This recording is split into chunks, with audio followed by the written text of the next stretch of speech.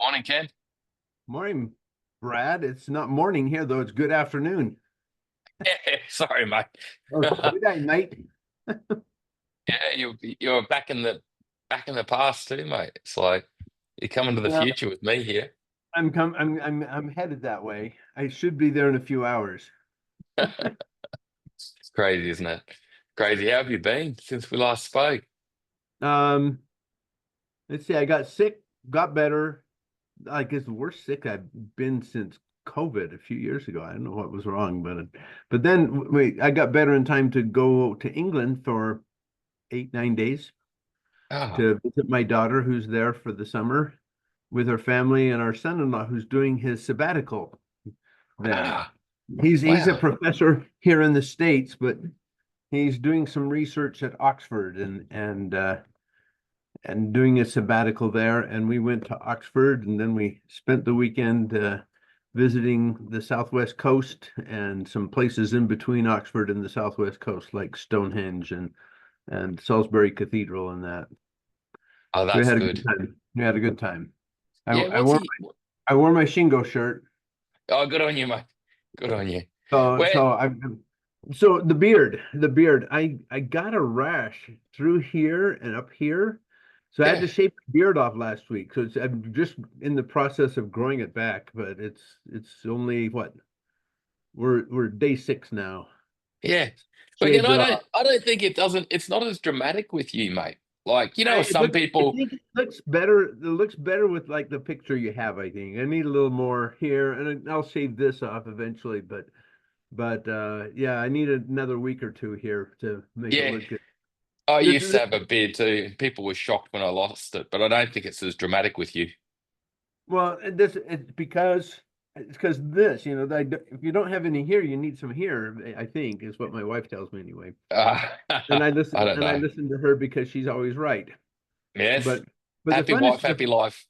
yeah, exactly. But the funnest comment I've had about the beard is a couple of years ago. She's now 7, but she was about 5 at the time. My granddaughter looks up at and she goes, looks at my head, looks down at my beard, and she goes, "Grandpa, why did all of your hair fall to your chin?" That's awesome. That is awesome. And I Uh, went, Lucy, did I've you never quite thought of it that way before. did you get a recording of that, or was that just No, I didn't impromptu? get a recording of it, but it was just a really good question. Uh, I've I been that thinking is gold. been thinking about it ever since. Yeah, you gotta love that. I love kids. Like my daughter's the same. Some of the things she says is wild. I know. Hey, mate, I think we're making a lot of traction in Australia. Like Morgan's setting up events, and I'm helping Woz set up events, and I've got a meeting with Maro, and the best group is chosen the Oh, Shingo model as its guide. Um, I'm meeting with the Queensland government in a week's time about the best of the best group to present to them about the Shingo model. I haven't reached is out to is the one of our Queensland partners and or whatever Morgan is going to be with you, or are you just going to do that on your own? Or I'm doing it. I've got a guy who's running the community for me, David Avery. His father was high up in the Queensland government, um, and he ran the Australian Business Centre. You know the business support centre. So his father did, Paul got it, Avery, and I got to know him. So I'm at the moment I'm going in with David Avery David, and myself, Avery. but Okay. I've got to I've got to gauge when we have enough capacity and people to deliver or not, because I feel it's going to hit this point quickly where we don't have enough people to deliver Shingo workshops out here. And Because I've been worried about having too many that they are stepping on each other's feet sometimes, but I think I they are hope at the you're minute, right. because I hope you are absolutely right. I think it will happen, because like the other thing too is as like Woz is looking at a pretty permanent gig at the minute, like that he's doing. And that's another thing that can impact us is if people like Woz or Morgan get a full-time gig in places, all of a sudden their capacity Yeah, Warren, disappears. Warren told us about his full-time gig, and I think the fact that he's willing to do it is that he's not getting enough clients in his consulting business, so he's going to go do that for a while, and And more that's the power to him. primary thing. Yeah, that's the primary thing I We got to want do, Ken. if I we got to if we sell and can market. if he's going to be a Canadian guy, though, we can't let him in the States anymore, apparently. Or You wait, got to wait bloody. a minute. It was Canada won't let him go to the States. That's what it was. Uh, I know. I think it's I don't know if I I, told you this. I spoke at a conference in Quebec City about 3 weeks ago. So, it's Americans are really popular in Canada right now. So I bought a hat. I got there early and went to the hat store the night before the conference and found one that says Canada is not for sale. And I put it on. I went up as I was going up on stage. I put it on and then said to everybody, "I come in peace," and I got a standing ovation out of it. it's a hot topic over there. I know. Oh, yes, it I is. I talk with Pascal a bit, and Pascal informs me of what's going on. I have not seen a country as unified as Canada is right now in the whole world ever. 100%. I take that back. I've talked to one guy who Yeah, said, "We're proud to be part of America," and that's one guy. He was incidentally as an immigrant to Canada, so I'm not sure he can because we don't let immigrants count in our country. I don't know about theirs, yeah. but no, Ah, it was. I thought it was pretty cute that I got a standing ovation out of it, though. oh, yeah, and it's crazy what's going on at the minute, Ken, isn't it? Like just the amount Yeah. of things that are playing out at the minute in the world. It's just unbelievable. Well, it's not unbelievable. It's just a continuing cycle that keeps happening. It's like, I mean, chatting to a friend the other day, how back at uni, I had a lecturer talk to me about we're getting into this time of reasoning where humans can reason. This is 30 years ago. And Uh-huh. it was this time of reason, and that's where we're heading for. And it's an amazing time. We have not hit a time of reason. Like it's a time of it's crazy. No, no, and the the more bizarre you are, the more you're being rewarded by voters sometimes. That's something again I want to chat to you about before we get into the community too. Because like I look at what we've done, what you've done, and what everyone at the Shingo Institute's done, and I am like, that is the answer. Like, and I'm worried I'm a bit righteous, right? Because I'm just like, that is what companies have to do. But you also Uh-huh. look at Colin's work and you look at the work of everyone, it confirms it, right? But I'm Yeah. worried that it's my bias, right? When you get too passionate, you think, okay, be careful here, be careful, be So, careful. Brad, we because we administer the prize and we have now for 36 years or whatever, 37 years. So one of the things we study on a regular basis is bias Yeah, okay. because we have to find a way in our evaluation process to eliminate every kind of bias. Yep. Okay. So then we feel comfortable when we've eliminated the bias and we are looking at the results and how people got to the result. We feel pretty confident that we've seen a lot of things that are very consistent about how to get great results. Yeah. Okay. And we put those into the Shingo model. Shockingly. Yeah, I know. We I teach know. we teach those things because we see great organizations doing the same things and getting great results. You Well, know, that's we what so yeah, well, so so I know. I stick with it, Brad. You're on the right path. I worry when I get too evangelistic, Ken, that's all. But I Oh, no, think the don't worry thing about it. Don't worry about it. So I actually use the term. My job as the director of the Shingo Institute is evangelize the Shingo model. That's Yeah, my job. well, that's what I want to do too going forward, mate, is I want to think how to, like, the challenges I've got in Australia, and I want to keep chatting to key people about how do we launch this that actually goes big time. Like, I guess, like you said with Ireland, if we could get Australia like Ireland, that is a good outcome, because It is a good I, outcome. It's a little bit harder because you got a lot of land mass to overcome. yeah, Ireland, you can get almost anywhere in the country in 2 hours. From yeah, one place to another place, 2 hours, and it's like, wow, it might if you like farthest south to farthest north, maybe two and a half. yeah, You yeah. know, But Australians like Donegal flying, down to the Waterford, Austra that might be two and a half. yeah. But you Aussies know, like flying, but we love our Qantas and our Virgin Airlines, so I think it'll work. Hey Ken, I'm thinking, mate, we might. I'm wondering. It's sort of 2, 3 minutes off. I was just gonna, mate, kick off with those questions for you. and That'd be then great. basically open up at the end for the community to ask questions and they just go into dialogue. That'd be great. That'd be great. And the questions are right in line with what I'm always ready to talk about in my Well, I think that's evangelizing efforts. yeah, I know. Well, I think that's half the power in the Shingo model is the journey. It's that it Yes. wasn't smooth and you had to figure it out. And I think that's what's made the Shingo model so great. It- And we keep getting better and better. And we keep yeah, finding more biases and how to eliminate them out of our judgment process. And we yeah, can really say that when we say somebody's really good, they're really good. yeah. And that's Y- wonderful. Then you study what they do and you go and you go, yeah, that's really good. We need to teach people how to do that. Like we did with the systems workshop, was we find somebody who's doing something really good and you go, we need to teach everybody how to do that. Yeah, But we also see we see patterns over and over again. And if anything's been reinforced over and over again, it's culture. yeah, You've got to have humble leaders. They've got to be willing to listen. Otherwise, people will just shut up and they'll stop thinking, or at least speaking. But a lot of times yeah, they just stop thinking because why should I bother thinking? Because if I think of something, they don't care anyway. So yeah. No one I'll just cares. go through the motions. Maybe someday I'll get a job I like. Yeah. It Oh, and that's the sad thing. is. That's the That's the saddest part, thing.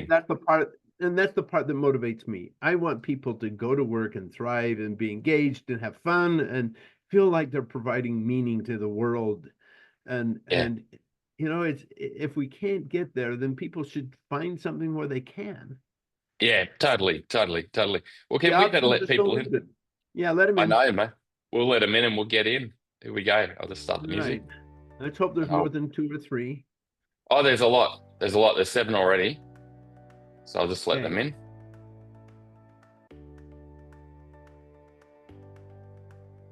Hello all. Welcome. Welcome.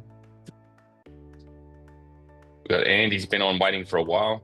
Let Andy in. Here's Glenn. Oh, Glenn, great. He's joining. No, we got Chris Butterworth joining. Oh, Chris has joined. I might need to behave Okay. myself. Hey, Chris. Pressure's on now, Ken. Pressure's Oh on. yeah. Yarn's in. Okay, great. Always ready to learn, Ken. Chris, Oh, Leon's coming on. Great. Leon's from McLean Farms, part of the Sunny Queen group. That's great. Okay, g'day, Kaz. How you going? I'm good. How is everyone? Really good, thanks. Good. It's going to be a great conversation today. Well, everyone, I'll keep letting people in, but I'm actually thinking I might stop sharing for a second and let us get into the conversation. It's going to be a good one, and I will also keep us on track as we go. Here comes Indy. Indy's coming in. So everyone, we're here today with Mr. Ken Schneider. And Ken, I really appreciate your time, mate. Like everyone, I've been fortunate to have many conversations with Ken. He's always enlightened me. The big reason for now is largely a few things. Like we're starting to get some traction with the Queensland government to talk on this topic of how do we help industry go forward in a sustainable way. And I think Ken, the what's happened in Ireland will come up a little bit today. But the other thing, everyone, is that for those that don't know, and I think Cole and a few of you are in it, Glenn, we're forming a best of the best group to really start to promote great industry in Australia and allow them to learn from each other, but also for others to come and see. And that group, without my prompting, chose the Shingo model as the model to actually help one track their journey and track are we getting better, but also for people coming into the best of the best group. The reason for it, everyone, I think it'll come up with Ken, is that seeing's believing. If senior leaders can see great practice, they will often then think, far out, we should do that. And I think Ken, you and I were chatting before people came on. It's the more we help with this, the more it helps people's lives, doesn't it? The more Yeah. people go to work and have a great time at work and create great results. So everyone, let's get into the conversation. As always, we'll ask some questions and then we'll from there kick into open questions. So I'll get into it. And Ken, the first thing I'm really keen to ask you, mate, is basically go back to the beginning. Like when and why was the Shingo Institute and model formed? Oh, so the Shingo Institute, I'm going to go back to the Shingo Prize because it started with the Shingo Prize. And we launched it in 1988 at Utah State University in the western part of the United States. For those who don't know where the university is located, Utah State had hosted an annual operational excellence conference since the early 1970s, the very first such conference in the United States, and for many years, the only conference. And so because it was the only game in the country, we were able to get people like Deming and Duran and so on to come speak at our conference. So it was a very prominent conference. It's got diluted now that there's about 40 different conferences in the US around operational excellence every year. But at the time, it was the only game in town. And one of the people that we actively worked with was a guy by the name of Norman Bodek. Some of you may know of Norman or have met him at the time. He's since passed on, but he was the publisher who published Shingo's and Ono's books into English. And Norman was a participant in the conference, and he would help us arrange different speakers. And one year he said, "I think I can get Shingo to come, but in order to get him to come, can you get him an honorary doctorate?" He talked to the guy on our side, the university side, was a guy by the name of Vern Bueller, and Vern's the one that started the conferences, and he studied and taught operational excellence. And so Vern put through the nomination to get Shingo an honorary doctorate, and Shingo came and spoke at our conference. And at the same time, they took Shingo out to dinner, and they'd already pre-planned this. Norman and Vern had planned to ask Shingo about, can we use your name to start a prize? We think a prize would be something that would help drive people to do better and improve and do well in their organizational operational excellence. And Shingo said yes, that we could use his name. He thought it would be good to help Western companies get better. And they need it. He said, because they need to get better. So he may have even been more specific than that in his reason for who he wanted to get better and how, but I'll just leave it general right now. But so he gave us permission. This was in 1988. So we launched the Shingo Prize. And for many years, the only thing that we did was we put together an assessment model that looked at just systems and tools and results. And that was our initial assessment model, if you will. What we now call the Shingo model evolved from that. But we gave out our first Shingo Prize in 1989, and we've been doing it ever since. So we're 37 years into this now. We've been doing Shingo Prize and different kinds of Shingo awards for that long of a period of time. And it all started, Norman gave us some money to start up the organization. He donated $50,000 US dollars to get us launched because we needed some seed money. And Vern led it, and then some of you may know Ross Robson, who was the first executive director of the Shingo Prize. It wasn't until we started learning things, and then people asked us, "Well, can you teach us about that?" That we started teaching workshops, and we changed the name from the Shingo Prize to the Shingo Institute. And that was in 2008 when the new model came out. So from 88 to 2008, roughly 20 years there, it was the Shingo Prize was the organization. I love it, Ken. And you and I were chatting too, and I already hear it in your voice about the continuous improvement, that you've been practicing continuous improvement. But I know in 2008, you came out with something a little bit different that was around. We did a lot of little changes along the way. We had one really big change, and that was 2008. So yeah, that's the way I prefer to think of it is we keep doing little changes to make things a little bit better, but we needed a kind of revolutionary change there.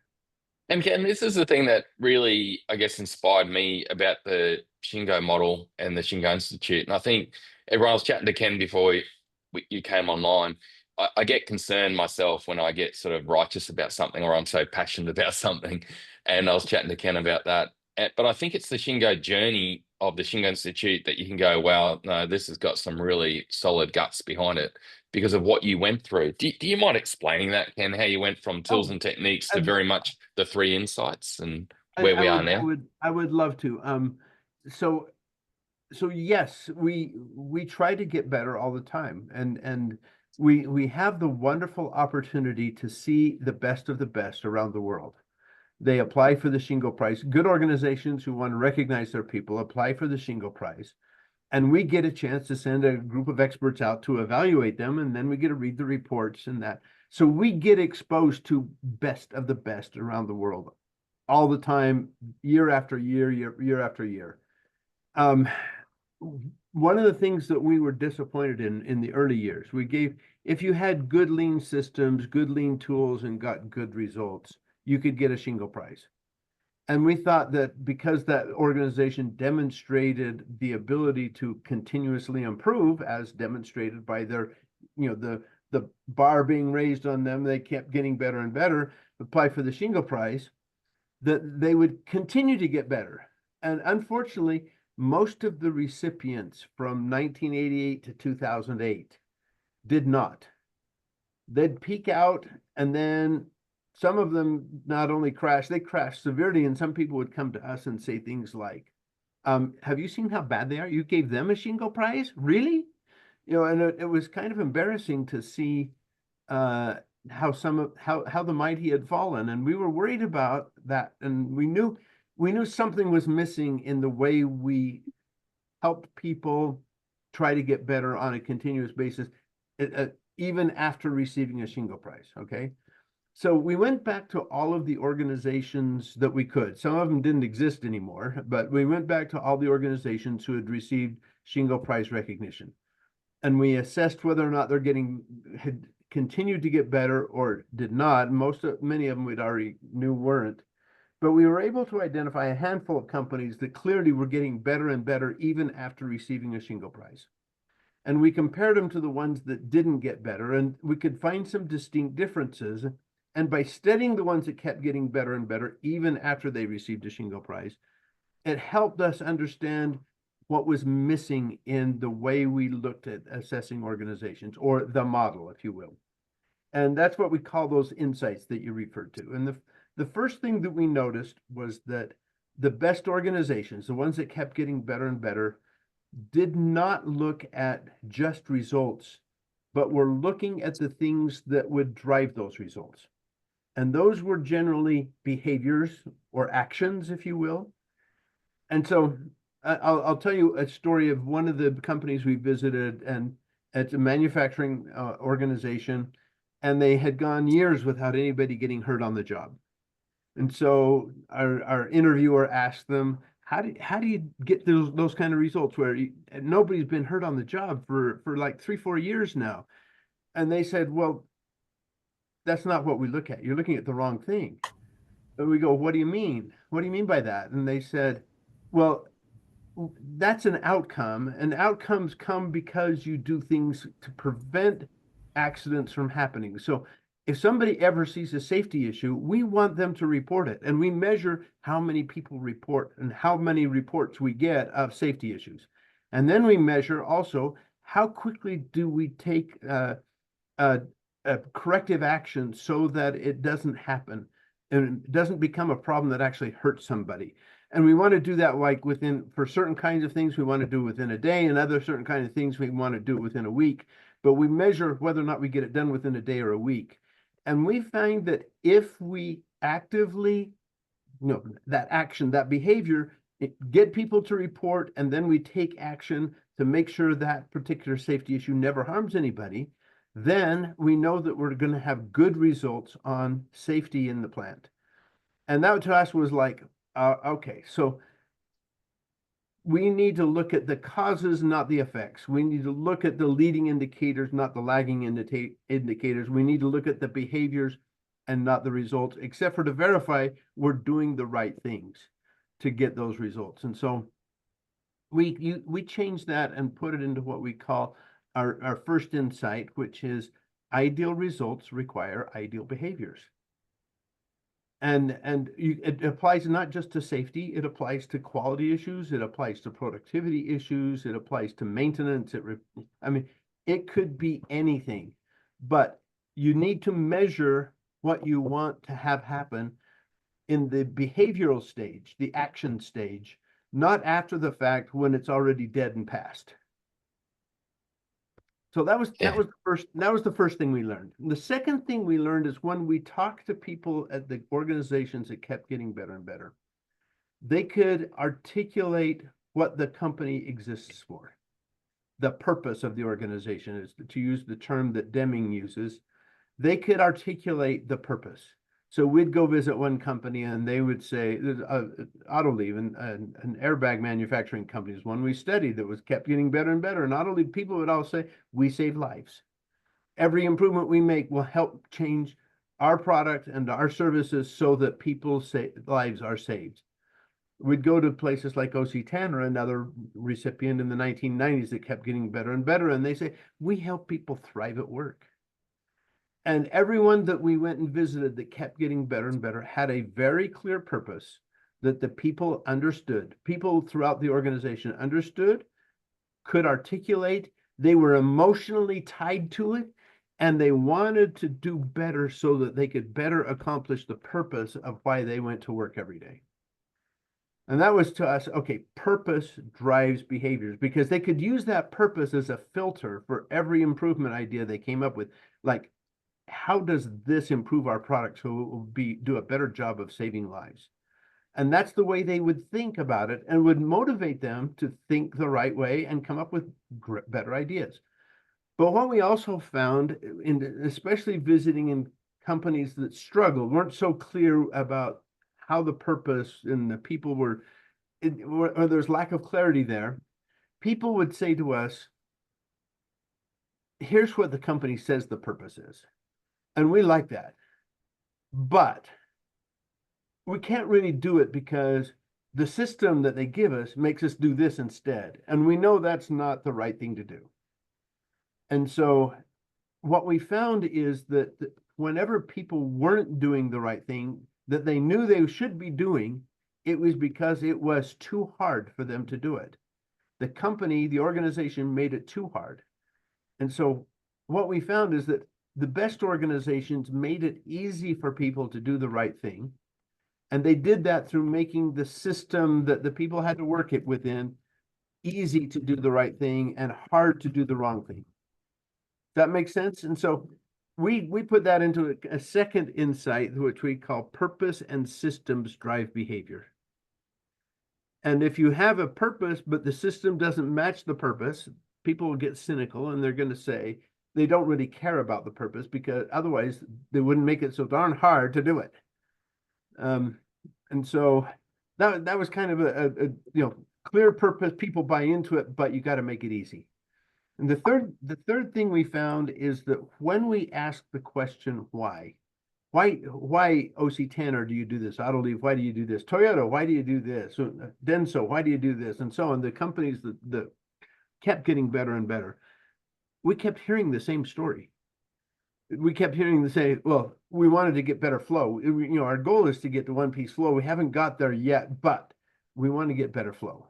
Or we developed this idea system because we want a vehicle in place to listen to our people, and we want to make it easy for them to submit ideas, and so on and so on. It was always about we could identify a reason behind everything they did that actually worked and made them better. And we collected those reasons, and we did base it a little bit on Stephen Covey, because we used the word that he chose to use, the word he used, which is principles. And a principle is something that's universal, it's timeless, and it has consequences as to whether or not, if you follow it, you get good consequences. If you don't follow it, you're going to suffer the consequences of not following it. And it, most importantly, answers the question why. And we collected those. I won't say we created them, because we were just studying what the best companies were doing and trying to put it in a way to articulate it. So we collected those and put them into the guiding principles of the Shingo model.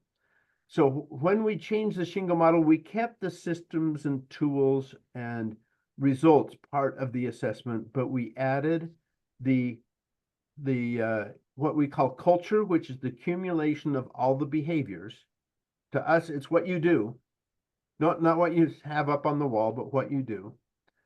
And we added the guiding principles kind of over top. So if you look, we've got 5 diamonds with the behavior in the middle. That's the culture, or the heart of it. We've got the guiding principles up top to where it can guide the other actions that are happening, but we still have systems, tools, and results. Just share. I'll actually just see if I can just share now quickly. Ken, I think I've got it here. The latest Yeah. visual. So Can everyone see you that? can see if people look closely, you can see the 10 guiding principles in those different dimensions in blue there. So you'll see we've got them in 3 different categories. One is enterprise alignment. Chris Butterworth even wrote a book about that once. We have one on continuous improvement, and we have one on cultural enablers. So, and there's a set of principles within each of those dimensions. The principles are not, they don't stand alone. They don't work they work in tandem. They don't work alone. Having somebody submit an idea is showing them respect. The fact that you listen to it and implement those ideas is what humble leaders do. But it also usually involves some aspect of continuous improvement, where you're trying to improve flow, or you're trying to make the process work better. And it often works towards the purpose that drives the whole organization, which is, all 3 of the dimensions and several different guiding principles can be involved with just the submission of one idea. But at the same time, as we articulate this, we found it was useful for people to look at it on a dimensional basis, that you have to build the right culture, you have to build the right improvement environment, and put the right tools in place and the right systems in place to make it happen. And you've got to make people work in the same direction. Otherwise, it's not going to, you're going to be improving but everybody going their own different direction and improvement, and you're not bringing it together and improving the organization. So we need to align those. Ken, it's a brilliant model, and I gained a lot from it. And when you look at it too, I come across a lot of companies working in a traditional command and control type of structure, and you can't really achieve this type of path in a command and control structure, can you? Like the ultimate dominant command and control. You can't, because the hundreds of people in an organization are a lot smarter than one person. You may have the person at the top may be the smartest, and usually they're not, but that's a different topic altogether. But it doesn't matter. It doesn't matter. It's cumulatively, all the rest of the people are much smarter than that one person. And the things they can do to test and learn is much more than one person can test and learn. And so it's foolish to try to think command and control is a better way to do things. It is not. I don't know if you're familiar. This is what got me interested in the whole thing anyway. What kind of organization should you have?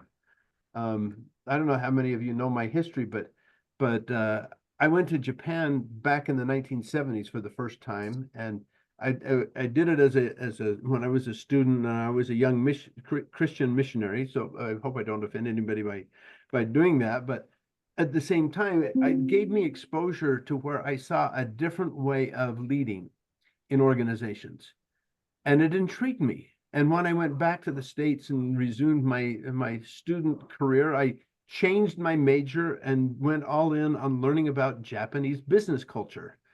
And the whole reason is because I rejected, I didn't even know what to call it, but I found out that a professor at MIT had come up with a way of naming it.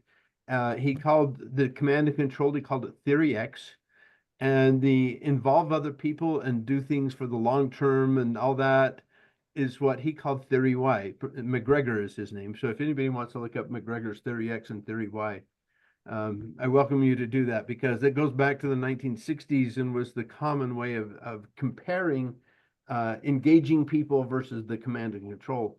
That's kind of the original work on it. Shingo wrote a lot about Theory X and Theory Y, incidentally. Shingo, the guy that we're named after. And so I didn't know what to call it. But then I learned I wanted to be a Theory Y leader, and there's even a guy by the name of Bill Ouchi, who is a professor at UCLA, that wrote a book about using Japanese business techniques to more effectively do theory Y, and he called it theory Z, which it was adopting Japanese business practices. I still have my book.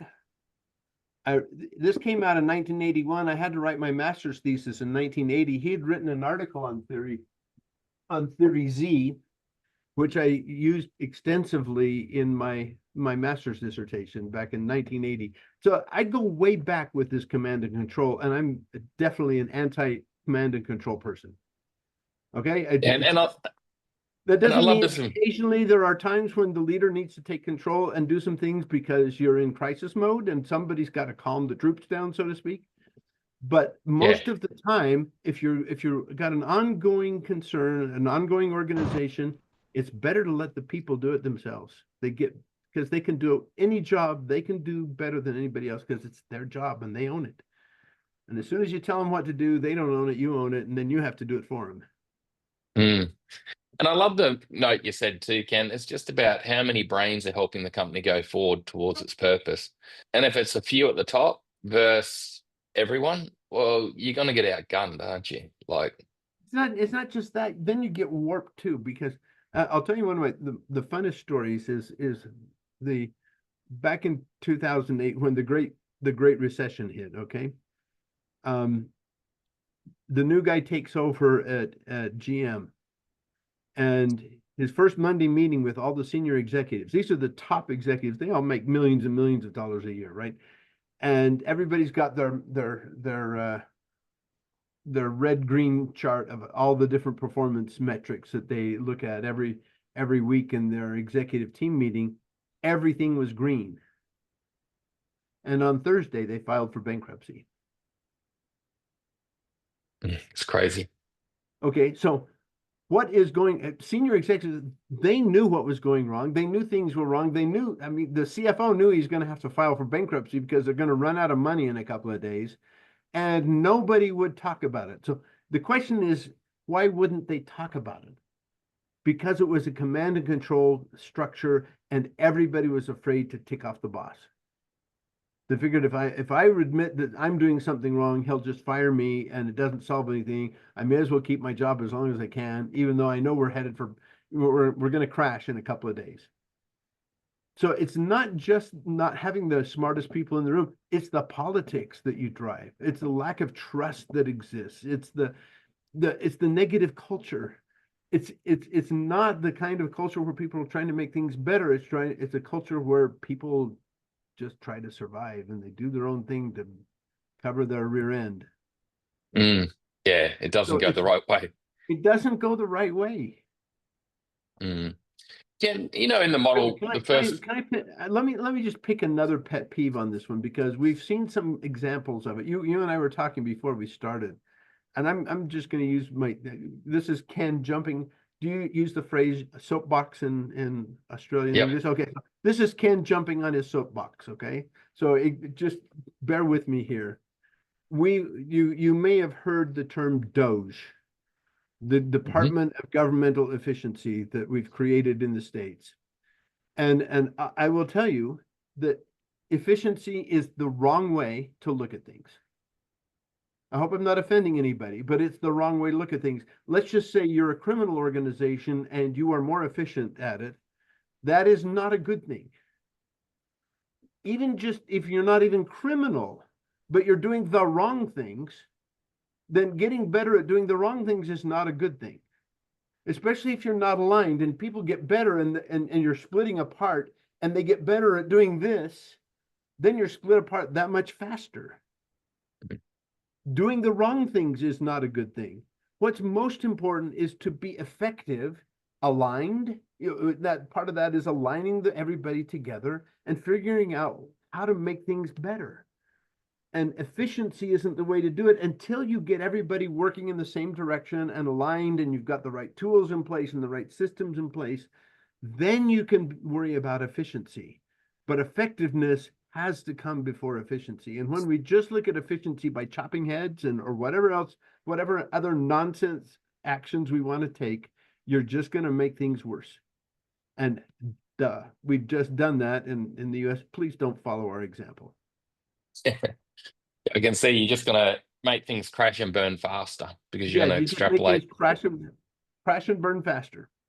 Now, Yeah. some of the things, I'll give you an example. It may be stupid for us to have and I'll pick one that's kind of a pet peeve on my own, a Department of Education. Why do we need a federal Department of Education? All education in the states is based upon state and or local control. The federal government adds waste, adds unnecessary, whatever bureaucracy and all of that. Fine. We never should have created in the first place. The reason we did is because some localities decided not to educate Black people.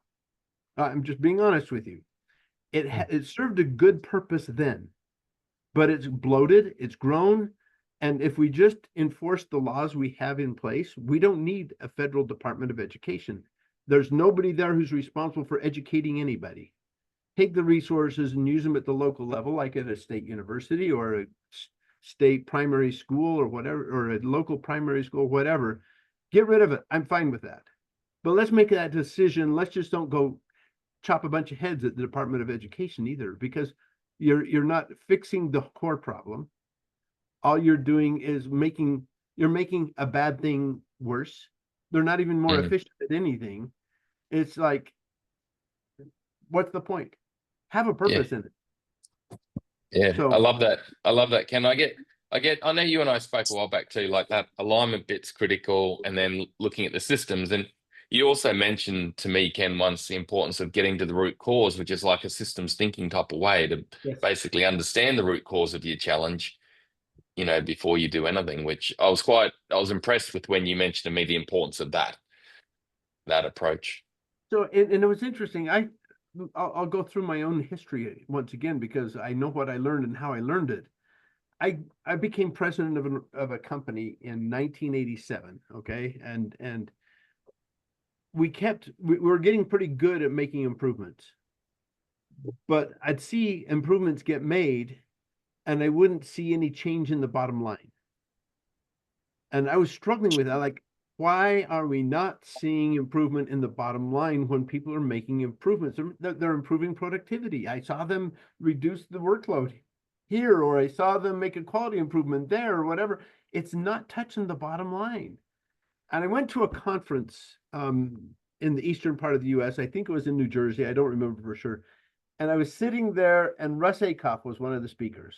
And I don't know how many of you know Russ Acuff. I really encourage you to learn about Russ Acuff, but he's considered one of the fathers of systems thinking. And he tells the story of a bunch of engineers getting together, and they rent a warehouse, and they're going to get every single car that's produced and sold in the US, and they're going to get the car with the best steering system and take that.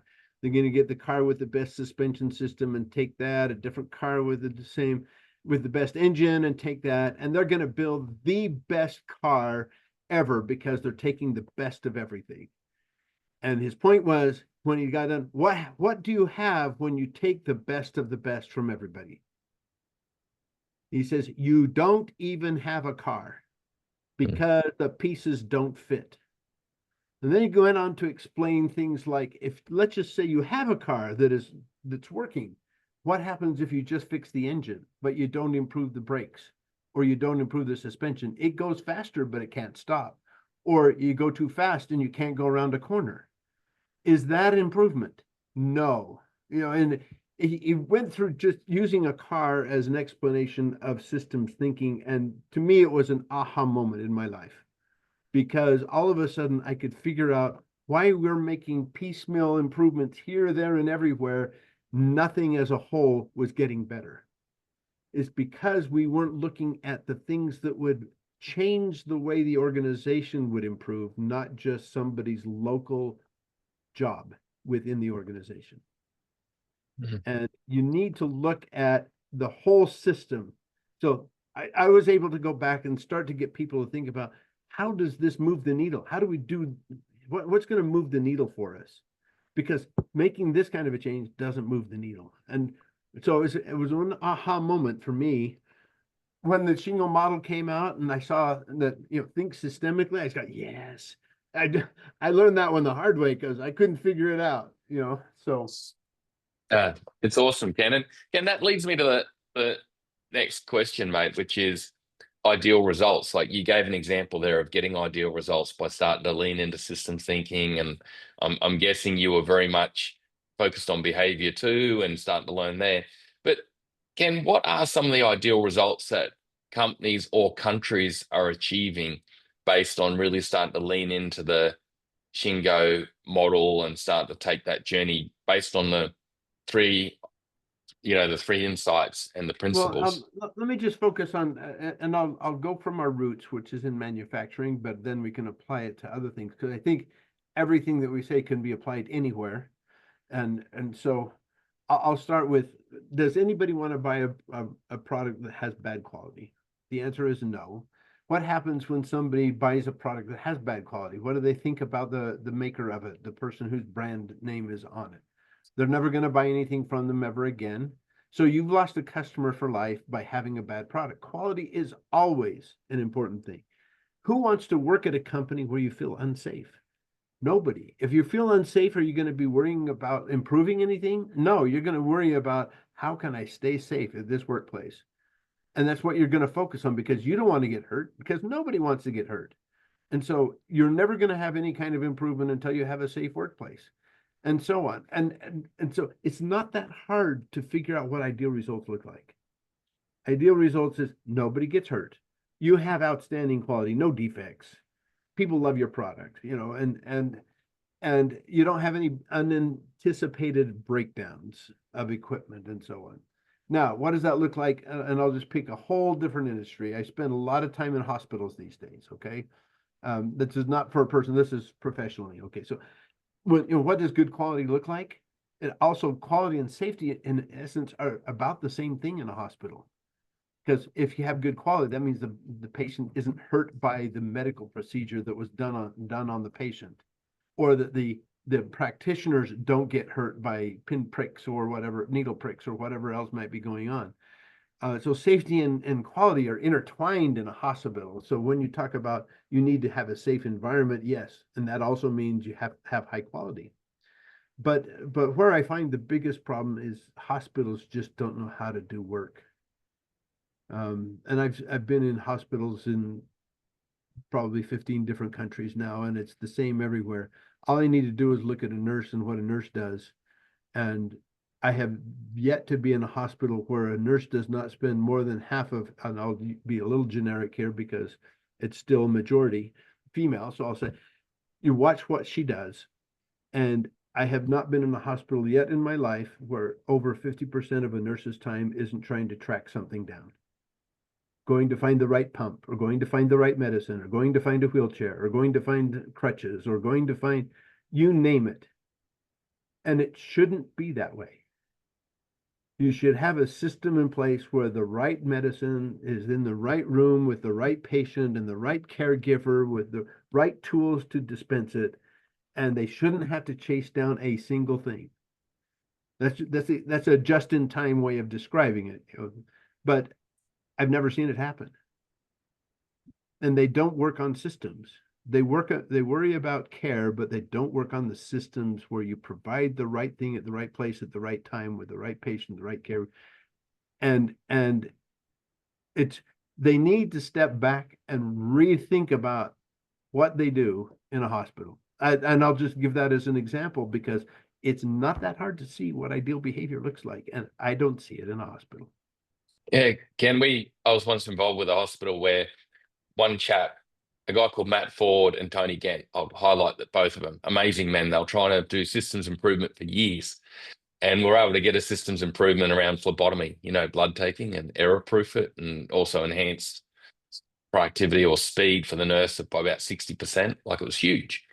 But then the hospital department then rolled out a new software that demolished the old system, and the new software wasn't error proof, and all these errors came back in again. And what I find most of the problems in a hospital, as you dive deeper into it, isn't so much what happens when they're giving the care, because that's what they get well trained for. They're trained on how to draw blood, or they're trained well on how to, put put a pump, connect a pump to somebody and give them a saline, so whatever it may be. They're really good at that because that's what they get trained for in nursing school or medical school. What they're bad at is making sure the right medicine is in the right room with the right pump. It's all the processing before that they're terrible at, and nobody in the hospital has ever been trained on how to do it. Mm, yeah. So, And again, one final question I've got before I what open is up to ideal? everyone. I'll go back to your question. What does ideal behavior look like for a nurse? They go to the room and give the care. What does bad behavior look like for a nurse? Is they walk down the hall to find the pump. They walk down a different hall to find the medicine. They walk down a different, and that is not ideal behavior. Ideal behavior is they go in the room and everything is there and they give the care that they need. Mm, thanks. And again, with it, the final question I've got before I open up to everyone is like, what advice would you give to us in Australia to use the learnings of the Shingo Institute and the Shingo model to help our organizations improve and create a better future? What steps would you advise us to take? I'm going to use the word cluster here, okay? And I'm going to use it in the sense that for those who might be familiar with Michael Porter's work, how he defined it. It's a group with a common interest. And that group can be geographically based, it can be industry based, it can just be friendship based. It doesn't really matter, but it's people who get together. And what we have seen in the Shingo world is we've seen examples of organizations getting together and using that togetherness to drive improvements. It's a way of having let's all get better, doing better quality. And they share their best practices with each other. They learn from each other. They experiment and they share those experiments with each other, and everybody gets better together. And the idea behind that when I first learned about it was with Toyota and their supply chain. And they call it Jishuken. I don't know if you've heard that word. Don't worry about the Japanese word, but it basically means the way it is, they get a group of non-competing suppliers together into a group.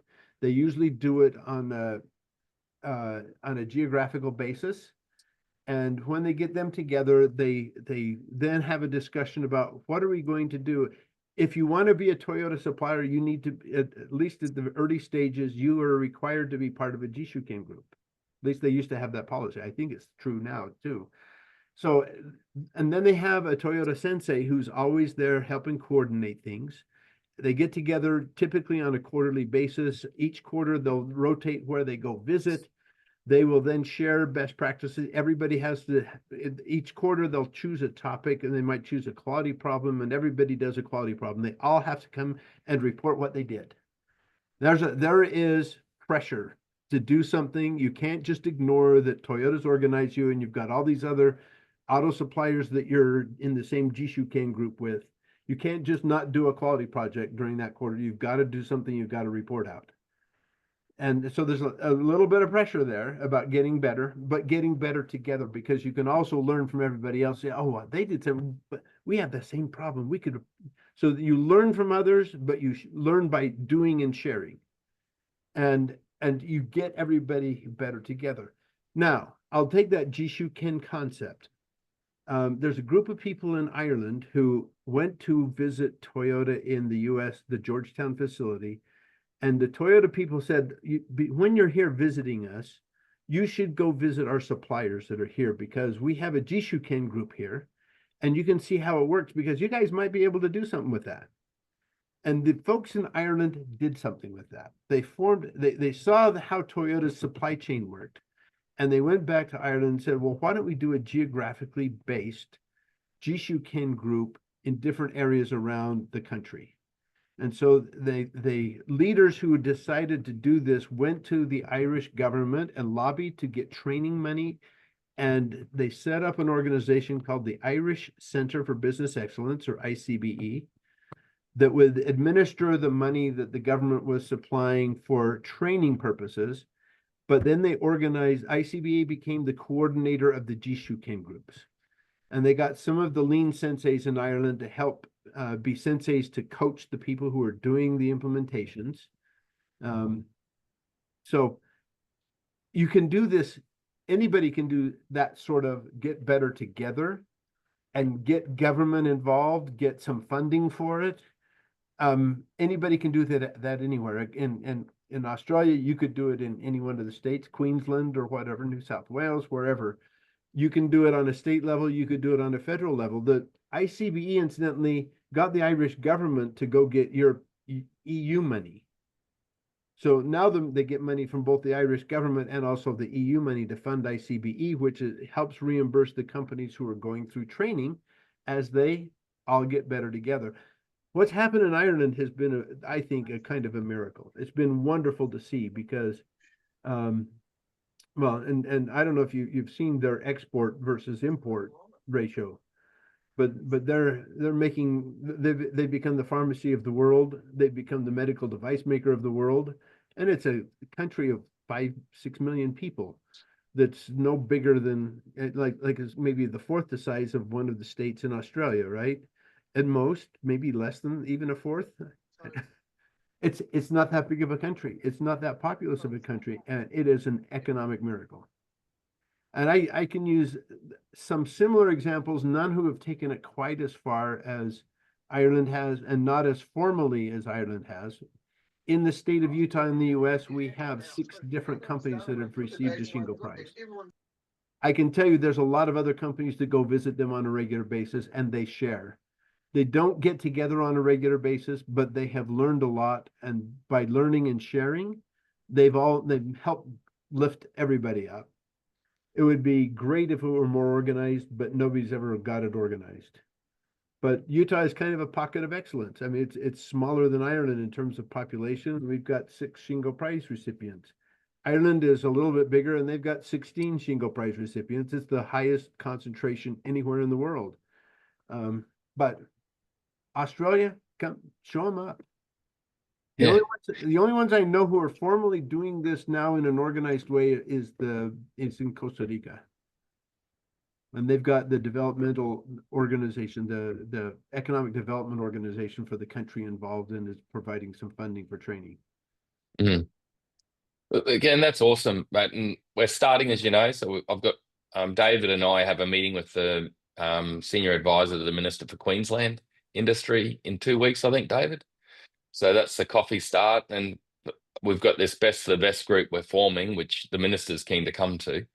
I will reach out to the federal Minister for Industry probably in the next week because the previous one got demoted, which he rejected talking to us. So I'm glad he got demoted. So we'll see if the next one will actually talk to us. That's a bit rude, isn't it? Everyone, I want to hand over to you now for questions. I want to hand over to everyone for questions. ICBE, John Lindsay, it's the Irish Center for Business Excellence. But Queensland Center for Business Excellence, is that what you're asking? QCB. Could be. We'll never know. We'll work on it. We'll work on it. Well, I just got sick of waiting, Ken. I got sick of waiting. When Ed Husick said he didn't want to meet, I was like, I'm not going to wait. I'm like, we got to do something. So questions, everyone, feel free to put up. One of the things I'll just give, one of the things that's key, especially to get legislative support, was getting senior executives involved with the lobbying effort. Because if you take a group of business executives, top leaders, to go talk to a member of the parliament, whatever, they will listen to people who control jobs and have a big impact on the economy. And that's what they did in Ireland. They took a bunch of the site directors from major plants and went and visited the parliament in Ireland and said, we want to get better, and we want to make organizational excellence, the performance of our organizations, the way we compete with the rest of the world. Will you back us? Give us some money for training and we'll perform. And that commitment from the executives to the legislators resonated, and the legislators responded with money, and the performance is now a part of history. Yeah, and I think Ed rejected meeting senior brass from Australian Inside Tech Pivot, BHP, Taylor's. He rejected meeting probably the companies that fund Medicare, but hopefully the next one doesn't. We'll see. Questions, team. Let's hope we get some good leaders there then, huh? Fingers crossed. Queensland's going, so we're on a path. Team, what questions have you got of Ken? Like, this is such an opportunity to ask questions. This is because it's about how do you create a sustainable culture of continuous improvement, innovation to drive continued ideal results. What questions have you got, team? Feel free to put up your hand, put it in the chat. Just shout it out. That's fine. Yeah, shout it out. Good morning, Ken. My name's David. Thank you very much for the talk this morning.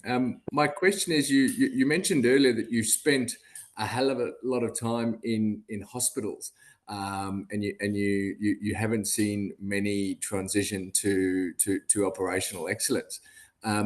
Why is that? And if you have seen operational excellence achieved, what was the reason that in that care setting it was achieved? I'll give you an example of the type of improvements I typically see in a hospital. So this are people who are committed to doing good work, and what I find is that's the cultural side of it is never a problem in a hospital. Doctors and nurses typically get into the field because they want to help people get better. They want to save lives. It's not a cultural or purpose-driven issue. It is literally who was it who stuck a comment in here? It's bad systems. Victor, yeah, thank you, Victor. It's bad systems. And I'll give you an example of there's a hospital, matter of fact, the major hospital system that is in the Rocky Mountains of the US. It's called Intermountain Healthcare. One of their hospitals did an incredible job with their emergency department. They measured it. They threw out the old measurements, which was from the time you see somebody at the desk when you check in to how long does it take to see a caregiver. They said that's irrelevant. If people have to wait 45 minutes to see somebody at the desk, that's not the right thing to be measuring. So they did it from the time somebody came in the door, whether they came in on an ambulance gurney or they came in on their own through the door, to when they see a caregiver. And when they started measuring it that way, they were averaging about 23, 24 minutes per patient. And they got that down to 6 minutes per patient. So somebody can walk in the door and see a caregiver within 6 minutes. That's the median, okay? There's some that were longer, some that were shorter, but the median was 6 minutes.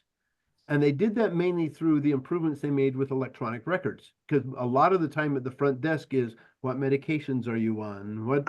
And all that sort of history that the caregiver needed to know before they could provide any care. But they work because they're the dominant caregiver in their area.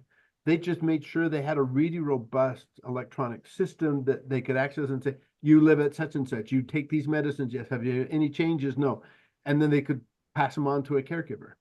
They also staffed the emergency department in such a way that they could, they tracked what, their ups and downs during the typical day and during the week, and put the manpower in place accordingly, so that they always had enough caregivers there when it happened. And that, to cut that down from 24 minutes to 6, this is a beautiful example of flow. Now, at that same hospital, if I go to any other department and look what the nurses do, it's still the same disaster I see everywhere else. So I've seen excellence on a departmental basis. I have not seen a systemic basis, not across the whole hospital or not across the whole system. I see piecemeal here and there. And that's what I see everywhere. It's not just my local hospital. It's the ones that I see in Europe. It's the ones I see in Costa Rica even, or whatever. Every country I go to, even Japan. Toyota owns a hospital. I don't know if you know that. Toyota Memorial Hospital, located in Toyota City in Aichi Ken in Japan. And I've been there 4 or 5 times, and I still see the same problems with nurses there as I do everywhere else. Yes, that's common challenge. Thank you, Ken. It's got a good purpose to fixing. Yeah. Karen's put a question up. Any recommendations on how I can influence a leadership team on starting their Shingo journey? And where can I get help? Where can I help get them started when I'm not the senior leader? I got to tell you a funny story, Kaz. When we had Shingo receive his honorary doctorate, we have 28 campuses around the state of Utah, because it's a fairly big state geographically, and we are what's called the land grant institution in the state. And so we had a really good remote teaching system using satellites. This is 1988, so this is before Zoom and everything else, but it's the same type of satellite system, the big dishes that maybe some of you are old enough to remember. I certainly remember them because I'm old. But at any rate, we had a satellite system, and we set up a satellite broadcast for all of North America. We had about 500 people who logged into it and asked Shingo questions. It was a 4-hour long Q&A period with Shigeo Shingo. And there's 400 or 500 different people on it. There were a lot of people who would just submit their questions. And this question that was just asked about how to influence your leadership team was the most asked question.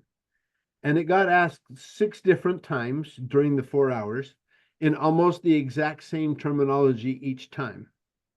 And it was interesting, the first time Shingo was asked the question, he says, well, you've got to perform. And if you can go to senior leaders and show them the results, then you can get them to buy in and they'll support you. So and then about half hour later, somebody else asked, how do I get the leadership team to buy in?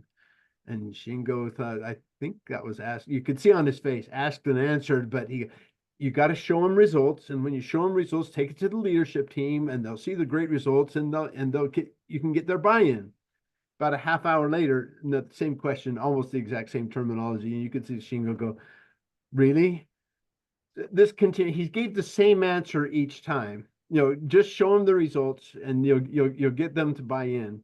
Until the 6th time, and this was towards the end of the 4 hours. This was only a couple minutes before the very end. And the 6th time, Shingo lost it.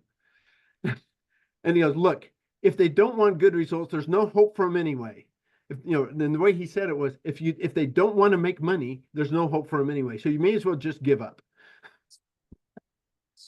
True. That's logic in that. But so I'll go back to the way Shingo answered it. Show them the results. Advertise the results. Promote the results. Say, this is a way for us to get these kind of results everywhere. Let me do it. Help me do it. And I can get a team together to drive these kind of results. But don't let it go quietly.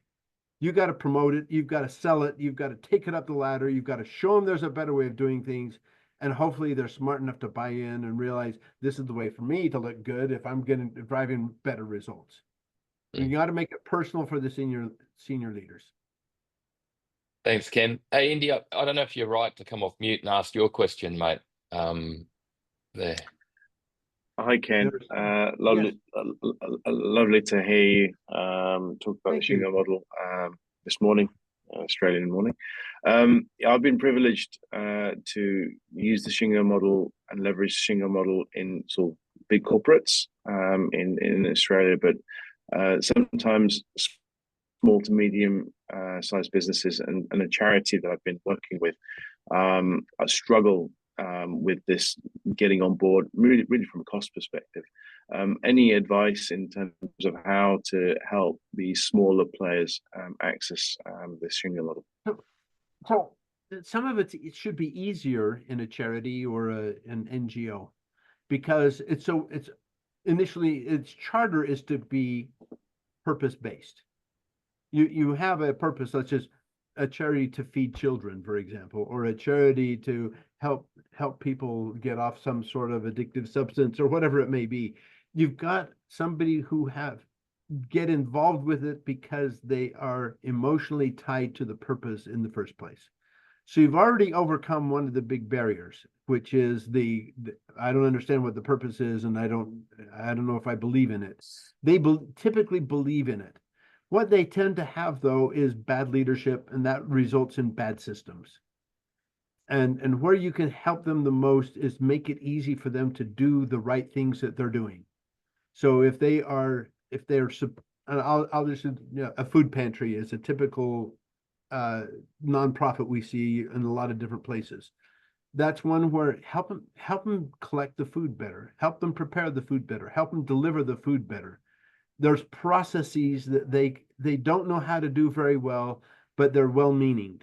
They are there for the purpose. Help them fix the system. Help them fix the process. Focus on the process. That would be and make sure they don't create safety issues or other things like that in the meantime. But does that help at all, Indra? I'm not sure. I answered your question the way you intended it.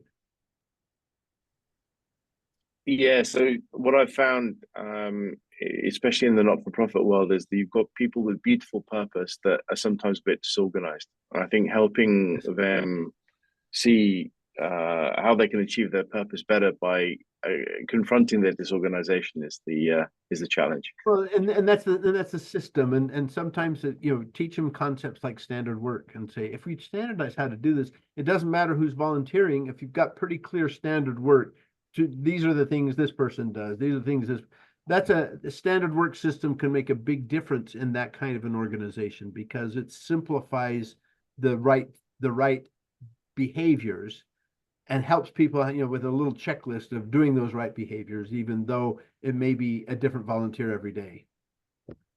So Yeah. Well, Ken, mate, I really appreciate this hour that you've given us, mate, and you will help us move forward in Australia because, for me, it's just the healthier and better our organisations can get in Australia, the more people are going to have a great time at work and go home happy, and our economy is going to be better, and there'll be less environmental impact. Like it's all ideal result upside. And your talk today, I'm sure, has helped us trigger that path forward to really help companies think and go forward. And we will keep working on the government and that word. I've never heard it before, but Jishukan. But we'll work on our Jishukan. groups. Jishukan. Jay, I'll let me put it in the chat so you can get the right. Thank you. We'll keep working on our groups to keep helping each other, but also inspiring. You'll look up the meaning of it. It will say something like self-learning. Sounds So good. it's a Toyota. It's more of a Toyota created word than it is a common word in Japanese. But yeah. Well, thanks for having me, Brad. And I'm excited about all of you getting together. And there's a few people I know like Chris and Alex and so on that I've met before and are longtime partners of ours. So I appreciate the opportunity to meet with your group. I wish you all the best. Let me know how I can help. Okay. Yeah, Ken, thank you, mate. And we'll keep taking on Island now. We'll start clawing our way back to that 16 and see if we can start working down there in the future. Thanks, Ken. Go for it. Okay, Thanks, everyone. Bye. Bye-bye.